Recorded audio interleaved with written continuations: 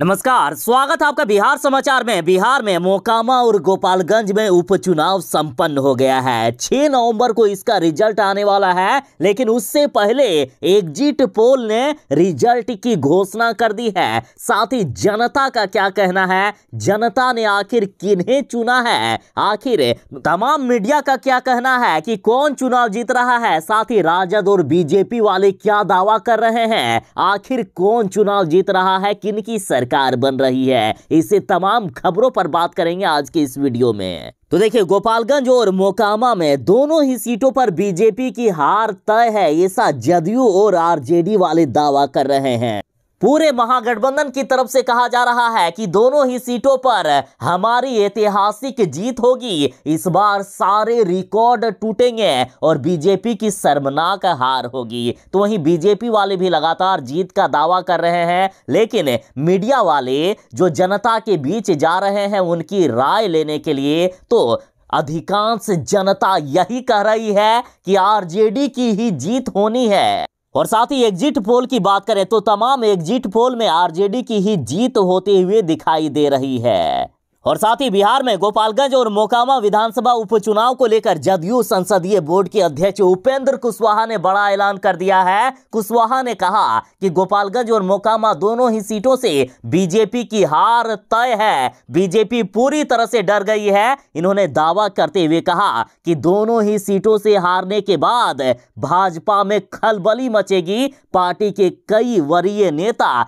जदयू के संपर्क में है, बीजेपी छोड़कर जदयू के साथ आ जाएंगे। और साथ ही कहा जा रहा है कि अब हार का बहाना तलाश रही है बीजेपी और लगातार कभी चुनाव आयोग पर तो कभी प्रशासन पर चीटिंग करने का आरोप लगा रहे हैं। अब बीजेपी वाले इतने डर गए हैं कि ये लोग कह रहे हैं कि प्रशासन से मिली भगत से आरजेडी के पक्ष में जनता में वोट देने का दबाव बनाया गया। जदयू ने कहा है कि बीजेपी कार्यकर्ता का मनोबल पूरी तरह से गिर गया है और इस वजह से बीजेपी के वरीय नेता झूठ बोलकर कार्यकर्ताओं को हतोत्साहित होने से बचाने की जुगत में लगे हुए हैं। साथ ही तेजस्वी यादव ने भी कहा है कि बीजेपी वालों ने तो चुनाव से पहले ही अपनी हार निश्चित कर ली थी और इसलिए चिराग पासवान को भी ले आए थे चुनाव प्रचार करने के लिए। बता दें कि गोपालगंज और मोकामा में टोटल 52.38% तक वोटिंग हुई है। और गोपालगंज की बात करें तो गोपालगंज में 51.48% तक वोटिंग हुई, मोकामा में 53.45% तक वोटिंग हुई है। यानी जनता ने बढ़ चढ़कर वोटिंग में हिस्सा लिया है और अधिकांश जनता का कहना है कि हमने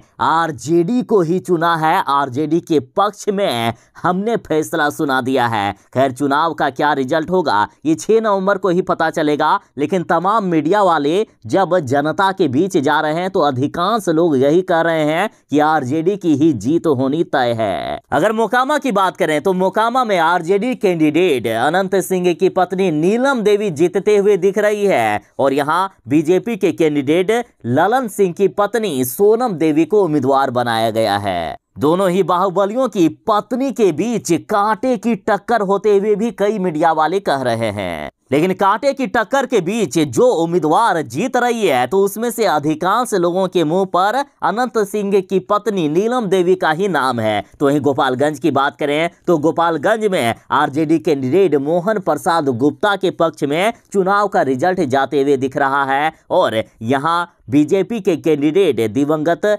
सुभाष सिंह की पत्नी कुसुम देवी को बनाया गया है। अगर हम मोकामा की ही बात करें तो मोकामा में बीजेपी की देखिए कितनी खराब हालात हो गई थी। बीजेपी के पास कोई कैंडिडेट ही नहीं था, कोई चेहरा ही नहीं था जिसके चेहरे पर ये लोग चुनाव जीत सके। और वैसे भी देखा जा रहा है तो अब तक जो चुनाव हुए हैं या तो नीतीश कुमार जी के चेहरे पर चुनाव लड़ा गया है या फिर पीएम मोदी जी के चेहरे पर। मतलब बिहार में बीजेपी वालों का कोई चेहरा ही नहीं है जिसके चेहरे पर ये लोग चुनाव लड़ सके। लगातार पीएम मोदी के चेहरे पर चुनाव लड़ते हैं। तो वहीं यूपी की बात करें तो यूपी में योगी आदित्यनाथ है जिनके चेहरे से ये लोग चुनाव लड़ा करते हैं। और बिहार की बात करें तो जब से नीतीश कुमार जी बीजेपी का साथ छोड़ दिए हैं, तब से बीजेपी के पास कोई कैंडिडेट ही नहीं थे। और जब आरजेडी ने अनंत सिंह की पत्नी नीलम देवी को यहां मोकामा से उम्मीदवार घोषित कर दी, तब बीजेपी वालों को लगा कि चलो ललन सिंह तो है ही, ललन सिंह को यदि आरजेडी ने नहीं चुना तो ललन सिंह को बीजेपी वालों ने तुरंत ही ऑफर दिया और जदयू से ललन सिंह को लेकर आए हैं। ललन सिंह की पत्नी सोनम देवी को बीजेपी वालों ने यहां उम्मीदवार बनाए हैं। हाँ, हालांकि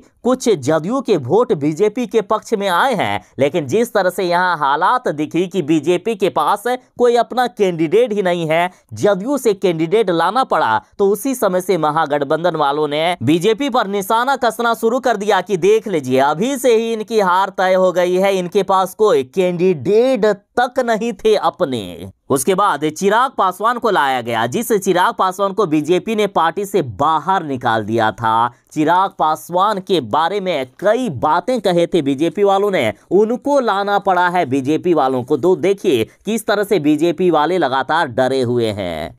और इलेक्शन के समय या इलेक्शन के पहले ही आरजेडी नेता लगातार जीत का दावा कर रहे हैं, तो वहीं बीजेपी की माने तो जिस तरह से बीजेपी वाले लगातार प्रशासन पर या चुनाव आयोग पर उंगली उठा रहे हैं, तब से महागठबंधन वाले भी बीजेपी पर अब तंज कसने लगे हैं कि इनकी हार अभी से ही दिख रही है और ये लोग जीत का दावा करने के बजाय प्रशासन पर ही आरोप लगाने लगे। देखिए, बीजेपी वालों का कहना था कि मोकामा और गोपालगंज के मतदान में प्रशासन महागठबंधन सरकार की मदद कर रहा है, महागठबंधन के पक्ष में जनता वोट करे, इसका दबाव प्रशासन वाले बना रहे हैं और ऐसा चुनाव आयोग से भी शिकायत की गई थी। तो इस तरह से बड़ी खबरें निकलकर सामने आ रही है कि गोपालगंज और मोकामा दोनों ही सीट आरजेडी के पक्ष में जाता हुआ दिख रहा है। और अब आपकी राय की बात करें या आपने किन्हें वोट किया है, तो देखिए हमने एक पोल क्रिएट किया था जिसमें से ये पूछा गया था कि गोपालगंज में कौन चुनाव जीत रहा है। तो देखिए इसमें 86% लोगों ने वोट किया है कि आरजेडी कैंडिडेट मोहन प्रसाद गुप्ता जी चुनाव जीत रहे हैं। तो वहीं कुसुम देवी की बात करें तो मात्र 14% लोगों ने वोट किया है। और साथ ही हमने ये भी आपसे सवाल पूछा था कि मोकामा में कौन चुनाव जीतेगा,